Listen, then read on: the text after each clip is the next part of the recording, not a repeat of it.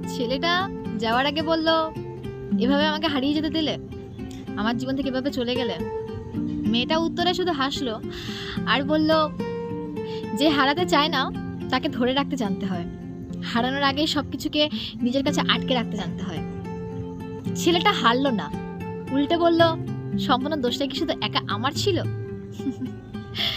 জানেন, সম্পর্কে প্রথম দিকে না এই ঘটনাগুলো ঘটে না।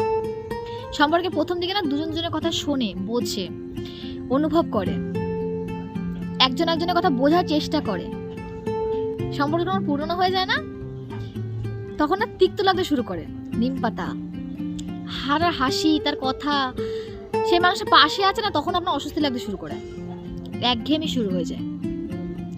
তখন মনে হয় পুরনো মানুষটা থেকে নতুন কোনো মানুষের সন্ধান করতে শুরু করে তারা। অভ্যাস আর ভাল লাগে না। সময় তো পরিবর্তনশীল। আজকে যেই মানুষটাকে আপনার অনেক ভালো লাগছে, কালকে আর ভালো নাও লাগতে পারে। প্রথম দিকে যেই মানুষটা সবকিছুকে আপনার এত ভালো লাগতো, আপনি এত প্রশংসা করতেন তার, একদিন আপনি না সেই মানুষটার অনেক বেশি কুৎসা করবেন। আজকাল না এই সম্পর্কগুলো তলানিতে এসে দাঁড়িয়ে আছে, জানেন?